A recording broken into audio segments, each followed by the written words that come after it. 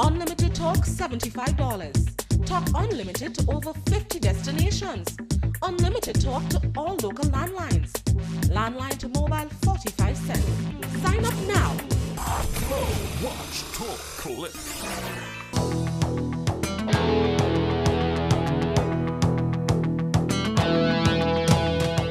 This is CC6 Newsline Week in Review for September 17th to 20th, 2012. It was the week in which Honorable Glenys Roberts became the fourth government minister to resign from the Tillman Thomas cabinet. Former Speaker of the House says MP Carl Hood needs to refile no confidence motion following prorogation of Parliament. Prime Minister accused of using Constitution to protect his political life. In sports, Right Start football tournament kicks off in St. Mark's. Stay with us to bring you details when we return. Sudden Waste Limited offers professional septic tank clearance at unbeatable prices. At Sudden Waste Limited, you dump it, we pump it, and we also disinfect it. Located in River Road, St. George's next to Steve's Auto, Sudden Waste Limited for professional septic tank clearance. Also available, portable toilets, garbage collection and garbage bins. Call us today, 435-DIRT. That is 435-3478. Sudden Waste Limited. You dump it, we pump it. Unlimited talk $75. Talk unlimited to over 50 destinations. Unlimited talk to all local landlines. Landline to mobile 45 cents. Sign up now. Watch, talk, click. At Scotiabank, we offer a number of borrowing solutions to make home ownership work for you. It all starts with a conversation. For the right mortgage advice, come in and talk to us. Scotiabank. Discover what's possible.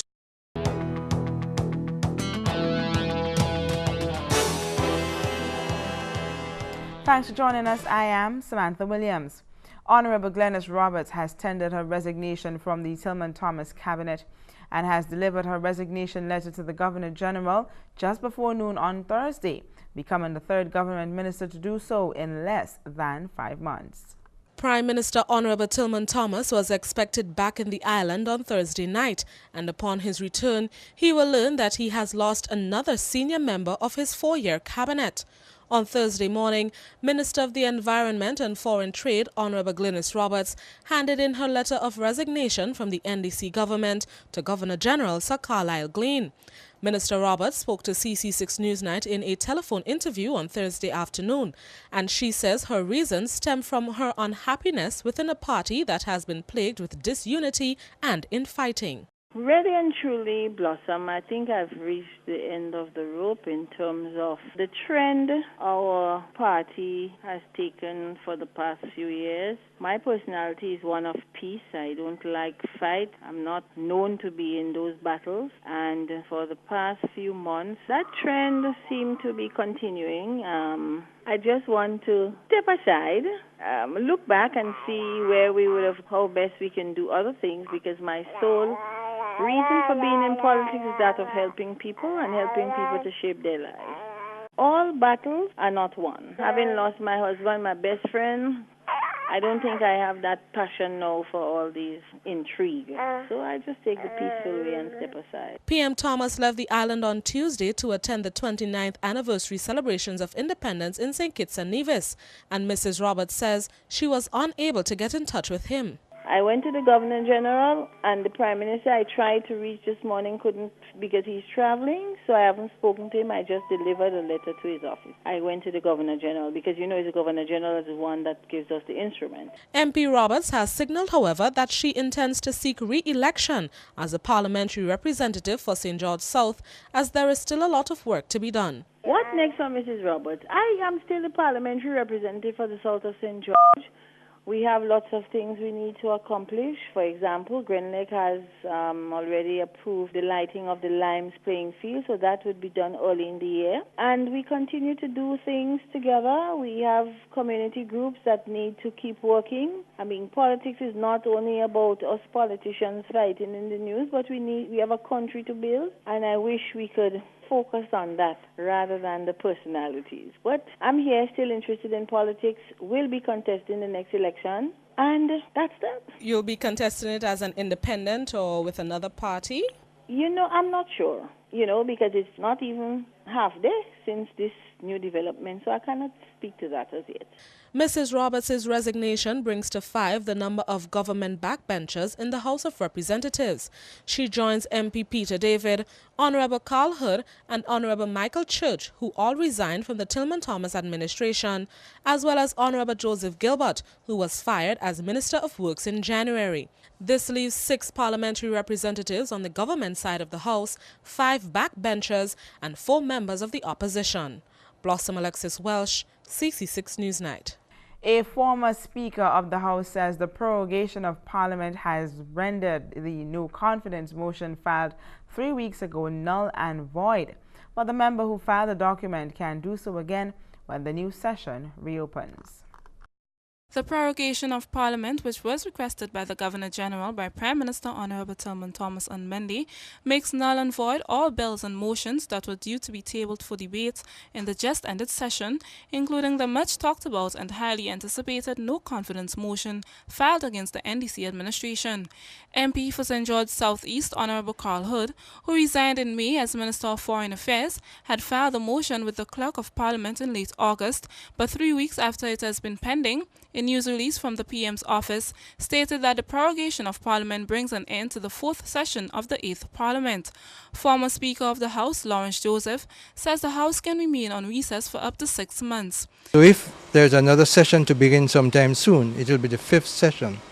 So the prorogation of Parliament really means the end of one session.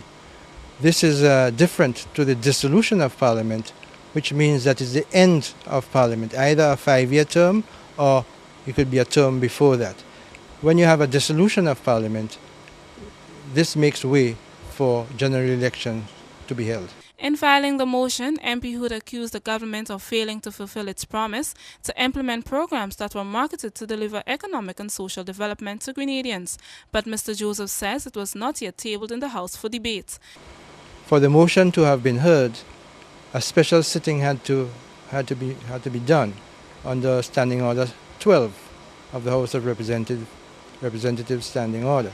This was not done because it needed 8 members, at least 8 members of the House of Representatives, for the Speaker to be persuaded that it's of public necessity and there needs to have an urgent sitting for the hearing of the motion. The former Speaker suggested that MP Hood refile the motion if he wants it to be included on the order paper for the start of the opening of the next Parliament session. I would advise that the motion has to be filed over with the clerk so that it can be put on the order paper for the 5th session, if there is going to be a 5th session, because it is quite possible that the House could be dissolved before you have a 5th session of Parliament. No, there is no time frame. It could be, normally it's around 4 to 6 weeks, but it could be more. There is no specific law or order in the order paper that, or in the standing orders that says that it should be for any specific period.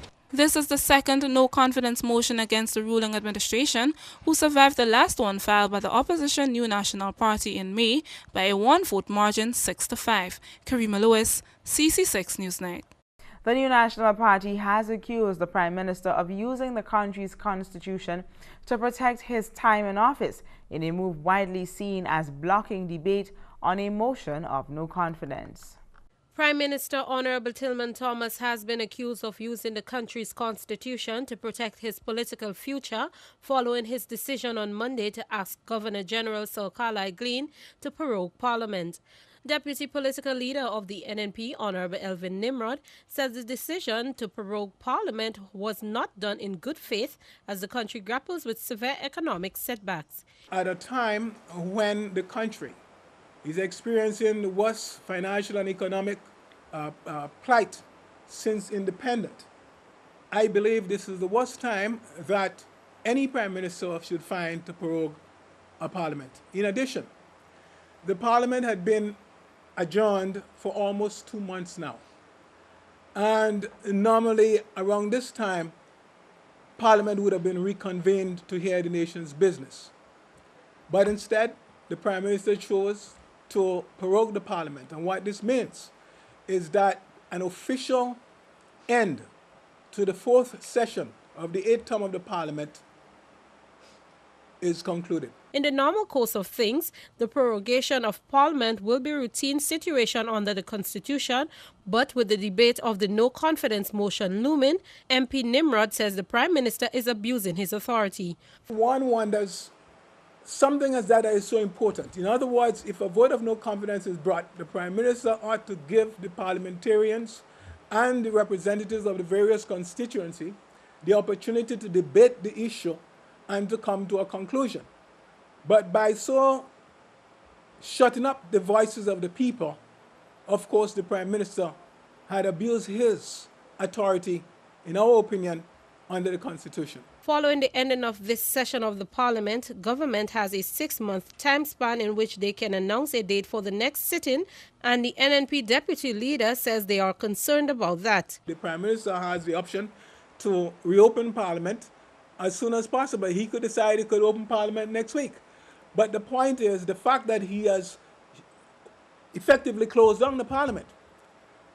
It means that we have to assume that under the provisions of the Constitution, where he has at least 6 months period of time, a window of time, without opening the Parliament, we had to assume that he would or could utilize that time.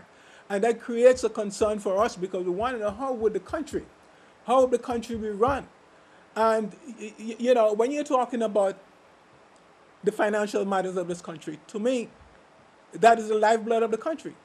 And if there is no opportunity to go into Parliament to get money, then I don't know how the Prime Minister intends to run the country. Instead of government facing the problem and go through the process, they abuse their authority to prorogue Parliament, shutting up the people and their representatives, and this shouldn't be taken lightly, MP Nimrod says. Janelle Andrews, CC6 Newsnight. When we return, opposition leader calling on business community to rally together and encourage reopening of Parliament. Only one dishwashing liquid can do the job. Quicks is the expert in taking out the toughest grease easily. You know you can trust it. Quicks cuts grease better, full stop. GTM wishes to advise its customers of its new toll-free office and fax numbers for our local offices. You can contact us at 800-4GTM. That is 800-4486. Alternatively, we can be contacted on telephone numbers 232-2351, 232-6456 or 232-0920. GTM, solid, reliable. Superior one-on-one customer service. Phenomenal products customized to your individual style and need. Fast and efficient service are all attributes that have made St. Lou the leading manufacturers of windows and doors for over 30 years in St. Lucia. And we are now pleased to extend our services to you. Try our new single-hung windows, which can be tilted for easy cleaning. Our famous casement windows, which locks with keys for added security. Our gliders, projected aluminum and heavy sliding windows, sliding and commercial doors, commercial shop fronts, and more. Visit us today, building number 19 Frequente Industrial Park, St. George's, or call us at 439-6538. Hey, I was just thinking about you, What do you look like? Well, Bill, so what do you look like? I'm a bit of a looker. I'm a decent cook. And I'm really tidy. So what are you wearing? Too shy to talk? Well, with Digicel's Free After 5, life will never be the same again. Digicel makes communicating much easier and affordable. Plus, you get to talk much longer and for free. Talk for 5 minutes on any local Digicel call and get the rest of the hour absolutely free. That's 55 free minutes. So go ahead, make that call and keep talking. Free After 5, shaking things up since 2010. Digicel, the bigger, better network.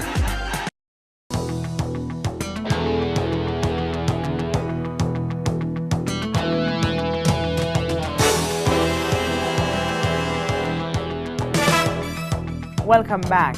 The business community is being called on to join forces with the new National Party as they let their voices be heard in an effort to force government to reopen Parliament. Opposition leader and former Prime Minister Dr. Keith Mitchell condemned Monday's formal suspension of the current session of Parliament. A news release from the Prime Minister's office on Monday said Prime Minister Honorable Tillman Thomas had asked the Governor General to prorogue Parliament, bringing an end to the fourth session of the 8th sitting. In a news conference on Tuesday, Dr. Mitchell says government must turn around and open the Parliament urgently, and they are seeking the assistance of stakeholders and various organizations to join them in the call for the reopening of Parliament. We are going to be calling for this. We are going to be asking all serious organizations in the country that cares about Grenada, not about NNP and about individual persons, Keith Mitchell or Tillman Thomas or whoever, but who cares about their own country and their own children and grandchildren, because this is about the future of this country. That all organizations, the business community, need to speak out in most forceful terms, not on behalf of any political party, but on behalf of their businesses and the country as a whole. The former PM says now is the right time for everyone to rally together and get it done. The trade union movement has a fundamental responsibility, given the pain that is being heaped upon the workers of this country, where literally almost 50% unemployment exists, and more people are being fired every day, not fired, sorry, being laid off, or at least sent home temporarily, given the pain the businesses are going through themselves. The non-governmental community, which during my time were very vocal. I don't hear the voices now. I honestly believe this situation warrants a stronger voice from my friends in the non-governmental community, and I hope that they will now realize that this has to be done. Dr. Mitchell also questions if the Prime Minister is acting in the interest of the country or his own. We have to get it in the heads of the present leadership that this is not his thing. This is not his country by himself. This is the people's country. None of us own this land. And he must understand that he was just given an opportunity to govern this country, to lead this country as Prime Minister. But he owns nothing here. He does not own the office. He owns nothing. Neither do I, neither anyone else. The people's job, all the jobs in government are the people's job. And if we assume, if we take that position, we won't be behaving in the manner. And if when we behave so, people, friends of ours will correct us and will get us to move in the right direction. Blossom Alexis Welsh, CC6 Newsnight. NDC says the prorogation of Parliament has nothing to do with a no-confidence motion that was pending debate in the House of Representatives, since government does not feel threatened by something he says has no quality. Deputy Leader of the National Democratic Congress, Honorable Nazim Burke, says government does not need to prorogue Parliament to defeat the no-confidence motion filed by MP for St. George South East, Honorable Carl Hood, 3 weeks ago. The Finance Minister called MP Hood's motion a weak attempt to replicate one that was filed in May by the parliamentary opposition but was defeated. Minister Burke said the motion by the former Foreign Minister is a document of no quality and there was no need to prorogue Parliament to defeat it. We have no concern at all. I mean, the fact of the matter is this document, whatever, I wouldn't call it a motion, but this document was dead on arrival. You know, this document never had any value. You know, if you look at the document, you would see that really it was a very weak attempt to replicate what the opposition leader had brought before the House. A pitiful attempt at that, to replicate what the opposition leader had brought before the House. So that at this stage, we have no worry about that document. We have no worry about it. The member is free to try again. The member is free to try again. He says there is nothing to be alarmed about following the request of the Prime Minister to prorogue Parliament. If you look at the history of the sittings of the Parliament, you would see that the Parliament has been prorogued just about this time every year. So there is nothing new in what we are doing. There is nothing sinister in what we are doing. And we do not need to prorogue the Parliament to defeat that document. The document was dead on arrival. We do not need to, the document is of no quality. So we don't need to prorogue the Parliament to defeat that document.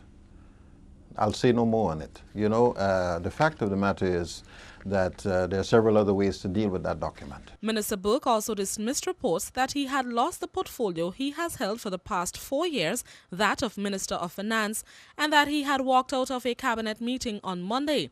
According to Monday's reports, Minister Burke was being replaced in the Ministry of Finance by Senator Franca Alexis Bernardine, the current Minister of Education and Human Resource Development. I've heard some of the rumors today. I heard that I stormed out of the cabinet meeting. I heard that Minister Bernardine was the new Minister of Finance. I heard that Ms. Roberts had resigned from the cabinet. Mr. Lett had resigned from the cabinet. Minister Walker had resigned from the cabinet. So we've been hearing the rumors all day. You know, it is really sad that these hopeless and desperate newsmongers have to be spending so much time trying to mislead people. They have nothing better to do. I cannot afford to spend my time in that way. Right now I'm trying to see how best I can continue to do the things that are necessary to keep the Grenadian economy functioning and productive. Leader of the opposition, Dr. Keith Mitchell, says at a news conference on Tuesday that he is not concerned about the rumors, as any cabinet reshuffle at this time would not change the state of the economy or the ruling administration. That's not important to me. Who becomes Minister of Finance? As far as I'm concerned, this government time is literally over. It doesn't matter who becomes Minister of Finance. They have failed the country for 4.5 years. The Prime Minister, if he had any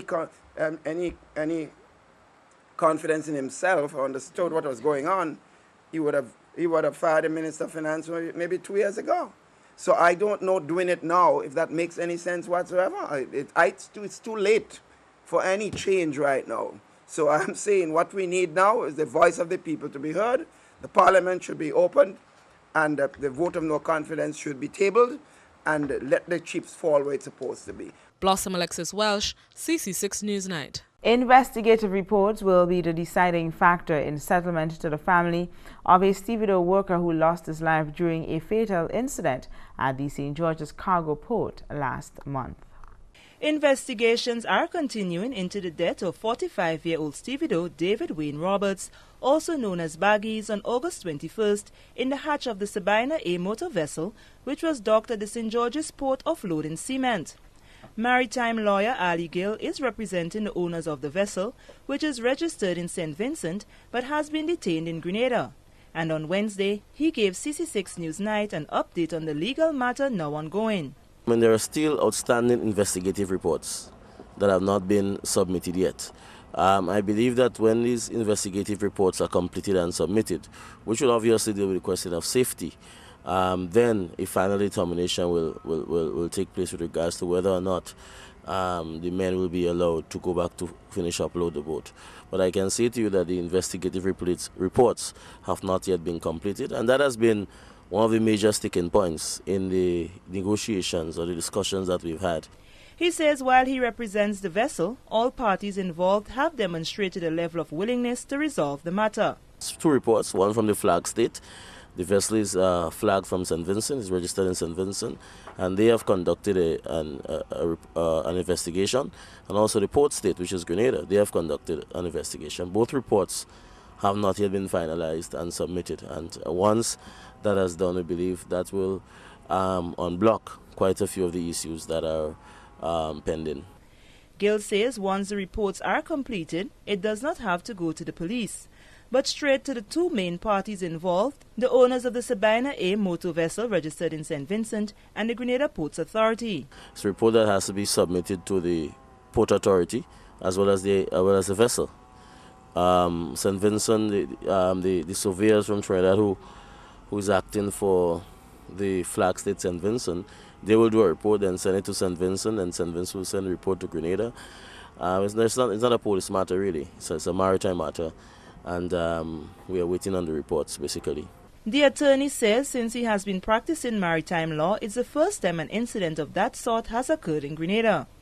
A call was made to the Grenada Ports Authority for a comment on the progression of the investigative reports, and a senior member of staff at the Port Authority said it's an ongoing investigation and until it concludes, they cannot make a comment. 3 weeks after the incident, the Sabina A motor vessel still has a significant amount of cement in its hatch to be offloaded. Sherry Ann Noel, CC6 Newsnight. Coming up in Sports on 6, Happy Hill emerges champion in Spring Super 6 football tournament. Life does not have to be complicated. It's time to enjoy the small things. The Hyundai i20 offers you the chance to simplify. Available in 14 and 1600 manual and automatic transmissions. Amazing things come in small packages. And the i20 is equipped with features for your comfort and safety. Choose a color that defines you and be the I in the i20. Why complicate life when you can simplify with the Hyundai i20? Hyundai i20 offers 3 years or 60,000 miles of warranty. Visit our showroom today. Morris Bishop Highway, St. George's.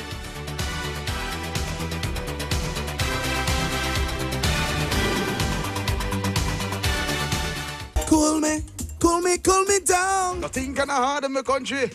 So I open a bakery. Hey, yes. Hey, in order that I should marry. When did you jump, soca? Friendliest people you'll ever meet. Wise man with black stone beside him. Live on Community Channel 6 every Saturday, 2 p.m. to 4 p.m. It's Sound System Saturday. Hello, I'm Chef Didier and welcome to Meals in a Minute, brought to you by the Baron Gourmet Collection. Today, we join Chef Didier on a culinary trip to China for a delicious sweet and sour chicken stir-fry. We start by simply branding a chicken breast in a hot pan with a little bit of oil. Add a little more oil to the pan and stir-fry your fresh vegetables until barely tender. Then add a jar of sweet and sour sauce from the Baron Gourmet Collection with some fresh noodles and toss it until nice and hot.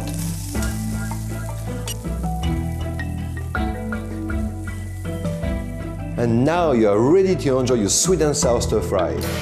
We hope we can inspire your next meal in minutes with the Baron Gourmet Collection. Baron, we make food tasty.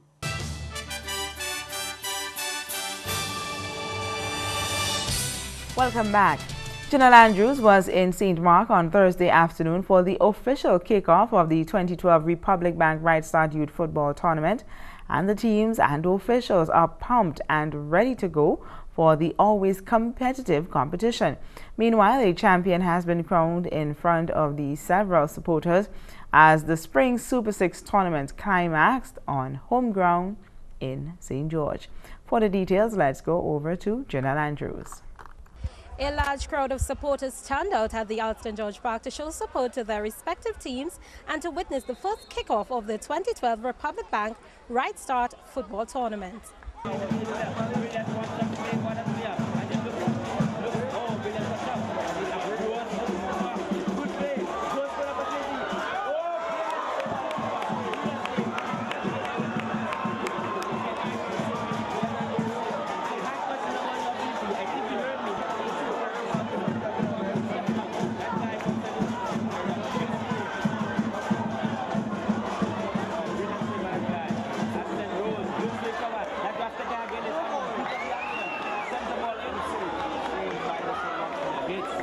Last year's tournament proved very exciting and competitive in all divisions, and this year's start was well attended by several ministry officials, including Minister of Sports, Honorable Patrick Simmons. It's a very good tournament, although there are certain things I would like to see happen that probably we have not reached the stage yet where we can move to that level, because I believe that the football should be played on weekends. I believe that the football should be played on weekends. I also believe too that, taking into consideration too that we have a couple of the playing fields that are now lit, that the tournament in itself can go to the night time. I know that is young people, but at the same time, these are the same young people that are participating in other championships. These are the same people that go, young people that goes to the bingos and to the other shows, and it's okay for them to go. So I feel that it's okay for them to play football, play basketball, play cricket in the night time too, because that is what is now happening. Now that in itself too will facilitate the lessening on the amount of time they will spend away from the classroom during the school time. So I think it's a good idea, but I guess it's a matter of having the principals reach to that level to understand how important it is now to have an extended time for our athletes to participate in various sporting disciplines. In attendance was also Republic Bank's Managing Director, Keith Johnson. My advice to them would be well, to any team, whether new or old, you know, to be dedicated to whatever you are pursuing. So if it's this tournament, you know, go to all the practice matches, be disciplined, be respectful. Remember, fair play and sportsmanship are very important in any game. The three defending champions in the junior, senior and female divisions are all pumped and ready to go in this year's tournament, optimistic that they can all retain their title. I expect to defend that crown at all costs. We have a lot of good players and we have almost basic the same team from last year. So we should put in a good performance and I hope that we could defend that crown. We have about 5 players from the national under-17 team. So they with us this year. Last year they was juniors. And we did well in junior, we came second, losing the final to SAS. So definitely that will be a help to us. We want to put some bigger boys in the back and like try and let the little ones go up and do what they could do. We expected this, you can see just play at the best of your ability and try to space good. Nothing too extraordinary, but same thing like last year. But just with a few minor changes. There are 3 new additions to this year's competition. They are Grenada Junior Academy, Beacon High School and J.W. Fletcher Catholic Secondary School. The tournament kicks off in earnest on Thursday and is expected to climax at the end of November. Moving on to football, Happy Hill are the champions of the Spring's Super 6 football tournament. The team from the West in a closely fought game came from behind to defeat Springs after leveling the game in regulation time 1-1 in final minutes, forcing the match into penalty. Agility and skill aided Happy Hill when their keeper saved their first 2 shots from their opponents to help lead the team to their victory. The Happy Hill players followed through and nailed 4 goals, missing only 1 of their 5 attempts as they headed towards their target and final glory. Captain of Springs, Patrick Celestine, says they lost the game through poor execution of what they intended. The short guy, KK, he wasn't had us to come on the pole, but he went on the pole. The tall guy had us to come on the pole, Gawe. The left hand gonna mark somebody else. How about he done fall? And it cost us a goal. We didn't plan to kick penalty. We never practiced the kick penalty. That just cost us. Coach of Happy Hill, Kelvin Hector, says the victory came as no surprise to him. I never give up. I'm a football player myself. I never give up. I know the guys could do the job. I know for sure they could. Once I put in my captain, I know he's going to go there and marshal things. So it wasn't a matter of fact of fighting or anything. I just looking for 1 goal, and I know once I get 1 goal, success is going to come. He says, however, they got a tough challenge from Springs. That's all we have for you in Sports on 6. A recap of the headlines is next. Still struggling to stream content? Get Flow Broadband. With the most affordable rates on the fastest speeds around, you click and stream all the content you want smoother than ever. Flow, watch, talk, click.